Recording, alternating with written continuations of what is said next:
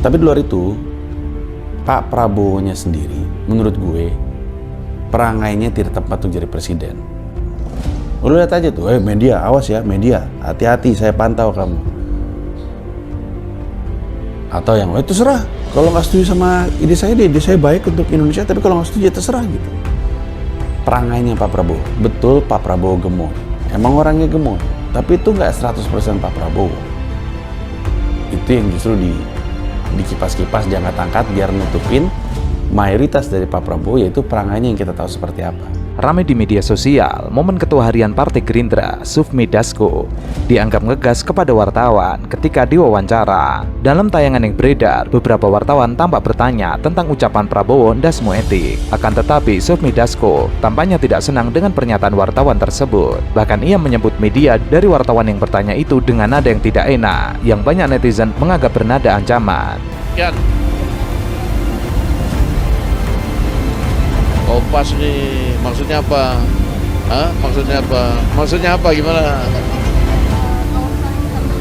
Ya kami biasa, kalau terbuka bercanda tuh biasa, gitu loh. Oh nggak ada, kita itu biasa bercanda-canda terbuka, tuh nggak ada jaim-jaim kalau di internal itu, gitu loh. Kompas ya. Namun setelahnya, Dasko tampak menjelaskan tentang apa yang terjadi. Menurutnya, hubungan internal antar anggota TKN Prabowo Gibran tidak ada jaim-jaiman dan suka bercanda. Kami biasa kalau terbuka dan bercanda itu biasa. Kami terbiasa bercanda, terbuka, dan gak ada jaim-jaiman di internal. Akan tetapi, di akhir video, Dasko kembali bertanya kepada wartawan dari media mana si wartawan berasal. Kalau di internal itu loh, Kompas ya. Kompas ya. Hah? Di mana dia ngaku? Nggak ada dia ngaku nyindir Pak Anies. Nggak ada, dia cuma ngomong ya kita nyindir sedikit-sedikit, tapi kan nggak ngomong Pak Anies kan? Ada nggak? Nggak ada. Jangan ini juga, jangan mengarah-arahkan juga. Postingan Sufmi Dasko yang dianggap ngegas ke wartawan ini viral dan menjadi perbincangan. Beberapa netizen menganggap Dasko terlalu ketus kepada jurnalis. Bahkan di antara mereka dengan berani mengatakan bahwa momen dalam video itu tidak ada bedanya dengan masa Orde Baru. Itu banyak TV ya? Para media, hati-hati. Kami mencatat kelakuan-kelakuanmu satu-satu.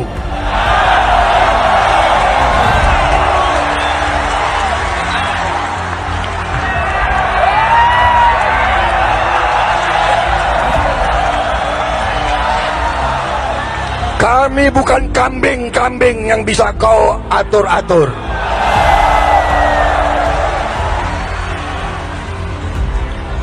Hati-hati kau ya. Tidak beberapa lama, viral juga video Prabowo Subianto yang menyindir dan mengancam awak media yang hadir meliput dirinya pada Hari Buruh 2019 lalu di tenis indoor Jakarta Pusat. Prabowo dianggap mengancam jurnalis yang mengatakan media akan merusak demokrasi Indonesia jika sering memelintir perkataannya. Perangainya Pak Prabowo, betul Pak Prabowo gemoy, emang orangnya gemoy, tapi itu nggak 100% Pak Prabowo. Itu yang justru di kipas-kipas jangan angkat biar nutupin mayoritas dari Pak Prabowo, yaitu perangainya yang kita tahu seperti apa. Kenapa enggak cocok? Karena Indonesia adalah negara demokratis, di mana kebebasan berpendapat, dialog, itu adalah nilai-nilai yang diangkat. Indonesia itu terlalu banyak suara, terlalu beragam, terlalu berbeda untuk punya presiden dengan perangai seperti beliau. Pokoknya kalau dia nggak bisa menguasai dirinya sendiri, dia nggak bisa menguasai negeri ini. Awalnya, Prabowo bertanya kepada para buruh harus berbicara apa adanya atau normatif. Sontak seluruh buruh berteriak meminta Prabowo berbicara apa adanya. Namun Prabowo mengatakan kalau ada media, ia tidak bisa berbicara apa adanya sebab ada media yang meliput. Ia lalu mengatakan, para media hati-hati, kami mencatat kelakuan kalian satu-satu. Kami bukan kambing yang bisa kau atur-atur. Hati-hati kau ya, hati-hati kau, suara rakyat adalah suara Tuhan. Tidak hanya Prabowo, yang terakhir adalah Habibur Rahman, yang beberapa kali terlihat ketus saat dialog bersama CNN Indonesia. Bang, ya, tapi kalau kemudian publik melihat ketika kehadiran Gus Miftah di debat pertama ini kan sulit akhirnya memisahkan begitu beliau dan juga sebagai pendukung seorang Prabowo begitu, Bang Habib. Iya itu dia, saya kan mengedukasi publik sekaligus mengedukasi Anda, Bram. Ya, Ketua TKN Prabowo Gibran kembali menjadi perbincangan warganet lantaran ia kembali memarahi presenter CNN Indonesia. Awalnya, presenter CNN Indonesia bertanya kepada Habibur Rahman terkait aksi Miftah yang membagi-bagikan uang. Tentu publik akan sulit memisahkan antara Miftah sebagai dai dan juga sebagai pendukung Prabowo. Saya kan mengedukasi publik sekaligus mengedukasi Anda, Bram. Ya, Anda kan menanyakan, saya menjawab. Kalau Anda menjudgment, sulit memisahkan, saya kasih tahu cara berpikir dan bersikap yang benar. Oke, saya mengkonfirmasi yaitu dengan sifatnya kepada mengecek. Anda, Bang Nanti Habib. dulu, saya belum selesai ngomong, Bram. Oke, silakan. Dengan mengecek, Anda bertanya minta dijawab atau Anda akan bicara? Silakan, Bang Habib. Mendapat pertanyaan seperti itu, Habibur Rahman langsung naik pitam. Ia lalu menjawab bahwa dirinya sedang mengedukasi publik dan juga Bram selaku presenter CNN Indonesia. Bukan sekali ini saja, sebelumnya ia juga pernah memarahi presenter CNN Indonesia yang lain, yaitu Rifana. Ini adalah foto ataupun video ketika Pak Prabowo dan juga Mas Gibran mendapatkan dukungan dari aparatur desa yang harusnya ini di undang-undang jelas dikatakan bahwa ini nggak boleh. Saya sampaikan Anda sedang membuat hoax barusan dengan Oke, mengatakan. gimana? Kenapa? Nggak ada dukungan. Ini nggak ada dukungan. Nggak ada, Terus kenapa di antara 3 capres yang hadir cuma Prabowo Gibran? Nah, nggak ada dukungan. Oke. Akui dulu dong Anda salah. Enggak, kenapa Anda kemudian- tadi mengatakan ada dukungan. Enggak, Tidak ada. ada pernyataannya. Tidak ada. Mereka dicek. mendukung. Ya diputar aja, tolong Oke, diputar. ya, Diputar. silakan. Ya, nanti diputar. Jadi kenapa Ya, cuma jelas capres Anda yang tidak, hadir di saya situ? nggak tahu. Politisi Partai Gerindra, Habibur Rahman menebar politik ketakutan.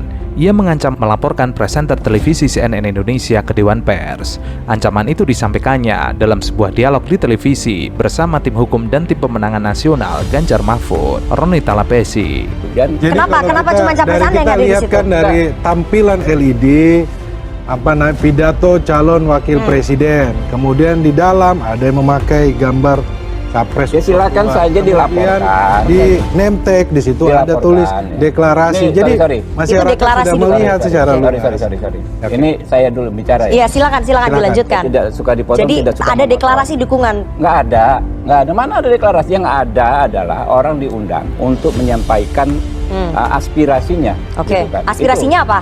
Saya nggak tahu secara detail. Aspirasinya seperti apa? Potongan video diskusi dengan nada ancaman itu beredar luas di media sosial dan tersebar di berbagai grup WhatsApp sebagaimana dilihat pada Selasa 21 November 2023. Presenter CNN Indonesia menanyakan acara deklarasi dukungan perangkat desa seluruh Indonesia kepada pasangan calon presiden dan calon wakil presiden Prabowo Subianto Gibran Rakabuming Raka. Saya nggak tahu. Aspirasinya Karena saya mendukung belum tahu. Prabowo Gibran. Nggak tahu. Oke. Banyak hal tentang pembangunan desa ke depan dan lain sebagainya. Tapi Anda harus ralat, Nana. Anda dengan lantang tadi mengatakan adanya dukungan. Itu saya pastikan tidak ada. Oke. Katanya dicek gitu Ya. kan, ya. Kalau enggak saya laporkan Anda ke Dewan. Oke, silahkan, nggak masalah. Ya, pasti. Oke, Ya, iya. pasti, Jadi gitu. ini kenapa cuma Kalau capres Anda Anda yang tidak hadir? meralat dalam acara Oke. hari ini juga, saya tentu akan laporkan Iya. Anda. Jadi kenapa? Mendengar pernyataan itu, Habibur Rahman membantah. Menurutnya tidak ada deklarasi dukungan. Prabowo Gibran datang ke acara itu karena diundang untuk mendengar aspirasi yang disampaikan para perangkat desa. Habibur Rahman kemudian mengancam host CNN Indonesia untuk mencabut pernyataannya. Bila tidak, ia akan melaporkan ke Dewan Pers. Saya nggak tahu. Aspirasinya Karena saya mendukung belum tahu. Prabowo Gibran. Nggak tahu. Oke. Banyak hal tentang pembangunan desa ke depan dan lain sebagainya. Tapi Anda harus ralat, Nana. Anda dengan lantang tadi mengatakan adanya dukungan. Itu saya pastikan tidak ada. Oke. Gitu. Katanya dicek gitu Ya. kan, ya. Kalau enggak saya laporkan Anda ke Dewan Oke, Pers. silahkan, nggak masalah. Ya, pasti. Oke, Ya, iya. pasti, Jadi gitu. ini kenapa cuma Kalau capres Anda Anda yang tidak hadir? meralat dalam acara hari Oke. ini juga, saya tentu akan laporkan Iya. Anda. Jadi kenapa? Namun saat didesak, apa aspirasi yang diserap Prabowo Gibran di acara itu? Habibur Rahman mengaku tidak tahu. Ia mengatakan nggak ada, mana ada deklarasi dukungan, nggak ada lah. Orang diundang untuk menyampaikan aspirasinya. Sempat menjawab tidak tahu apa aspirasi yang diterima Prabowo Gibran. Habibur Rahman kemudian menjelaskan bahwa banyak aspirasi yang didapat dari para perangkat desa dalam acara tersebut, termasuk bagaimana pembangunan desa ke depan. Tetapi Anda harus ralat, Nana. Anda dengan lantang tadi mengatakan bahwa adanya dukungan, itu saya pastikan tidak ada. Nanti dicek, kalau enggak saya laporkan Anda ke Dewan Pers. Jadi kenapa cuma capres Anda Loh, yang hadir? Yang ditanyakan ke saya, tanyakan Oke, kepada jadi- yang mengundang. Jadi gitu. Prabowo Gibran hadir di situ kapasitasnya sebagai apa? Saya nggak ngerti, kan kita diundang, ya kan? Oke. Tentu kita hadir ya. Kalau Anda baca ketentuan pasal 280, Tapi ada tulisan deklarasi, Bang. 283, saya nggak ngerti deklarasi tulisannya di mana. Bukannya gentar, host CNN justru mempersilahkan Habibur Rahman melaporkannya. Oke silahkan, nggak masalah. Ya, kalau nggak saya laporkan Anda ke Dewan Oke, Pers. silahkan, nggak masalah. Ya pasti. Oke, ya iya. pasti, Jadi gitu. ini kenapa cuma Kalau capres Anda Anda yang tidak hadir? meralat dalam acara hari Oke. ini juga, saya tentu akan laporkan Iya, Anda. jadi kenapa cuma capres Anda yang hadir? Yang ditanyakan ke saya, tanyakan Oke, kepada yang mengundang. Jadi gitu. Prabowo Gibran hadir di situ kapasitasnya sebagai apa? Fahri Hamzah datang ke sini juga. Saya dapat sudut pandang dia. Sudut pandang dia kayak gini, satu-satunya presiden di Indonesia yang mikirin kelanjutannya ke depan. Selama ini presiden Indonesia katanya cuma mikirin kayak 5 tahun atau 10 tahun waktu dia berkuasa nih. Ini ada seorang namanya Bapak Joko Widodo, ya, dia memikirkan setelah ini dia pengen semua program dia masih berjalan. Makanya kayak dia mempersiapkan pimpinan selanjutnya untuk melanjutkan program-programnya dia. Untung Fahri Hamzah ngomongnya malu dong, kalau ngomong sama gue banting tuh omongan tuh. Bang Fahri, kawan kita. Tahu nggak kenapa dong? Komika Panji Pragiwaksono terkesan menahan tawa saat Dr. Rika Tleh mengungkapkan pikiran Fahri Hamzah terkait Presiden Jokowi yang menurutnya punya visi panjang tentang Indonesia 2045. Mendengar pemaparan Dr. Rika, Panji Pragiwaksono tertawa mengejek lalu memberikan jawaban. Coba Fahri ngomong di depan saya, sudah saya banting itu argumennya. Pak Joko Widodo, ya, dia memikirkan setelah ini dia pengen semua program dia masih berjalan. Makanya kayak dia mempersiapkan pimpinan selanjutnya untuk melanjutkan program-programnya dia. Untung Fahri Hamzah ngomongnya malu dong, kalau ngomong sama gue banting tuh omongan tuh. Bang Fahri, kawan kita. Tahu nggak kenapa dong? Dr. Rikat awalnya bercerita bahwa politisi Partai Gelora tersebut pernah datang ke podcastnya lalu mengutarakan pikirannya. Jokowi adalah satu-satunya presiden Indonesia yang memikirkan keberlanjutan. Biasanya seorang presiden cuma memikirkan 5 tahun sampai 10 tahun ia berkuasa. Ini ada seorang presiden yang bernama Jokowi memikirkan setelah ini agar semua programnya tetap berjalan. Maka ia mempersiapkan pemimpin selanjutnya untuk melanjutkan programnya. Mendengar hal tersebut, Panji menjawab, untung jawabnya sama elu dok, kalau sama gue sudah pasti gue banting argumennya. Bang Fahri pun tahu itu kan omongan kecap. Masa ada presiden yang nggak peduli sama keberlanjutan programnya? Masa SBY nggak peduli sama keberlanjutan programnya? Nggak mungkin. Itu obrolan yang sangat, omongan yang sangat subjektif. Bahwa Pak Jokowi adalah presiden pertama dalam sejarah Republik ini yang peduli dengan keberlanjutan. Gua kasih tahu sesuatu yang objektif dan data. Presiden Jokowi adalah satu-satunya presiden Republik Indonesia dalam sejarah yang anaknya jadi kepala daerah. Panji lalu melanjutkan, jika itu omongan kecap, masa ada presiden yang tidak memikirkan keberlanjutan programnya? Masa Susilo Bambang Yudhoyono tidak memikirkan keberlanjutan programnya? Itu tidak mungkin. Itu adalah omongan yang sangat subjektif. Kalau fakta dan data, Jokowi adalah satu-satunya presiden dalam sejarah yang anaknya dan menantunya menjadi kepala daerah. Panji lalu melanjutkan, jika ada yang bertanya salahnya di mana politik dinasti, itu kan dipilih oleh rakyat. Panji lalu menjawab, Jokowi punya anak di eksekutif dan legislatif, lalu omnya di yudikatif. Artinya Jokowi punya perwakilan semua orang di trias politika, eksekutif, legislatif, dan yudikatif. Hal ini yang bisa menjadi pertanda bahwa Jokowi ingin mengubah negara demokratis ke dalam negara kerajaan. Seorang bertanya, salahnya di mana? Oke, sekarang lu punya menantu wali kota, lu punya anak wali kota, jadi lu punya orang di eksekutif, om di judikatif, anak di legislatif.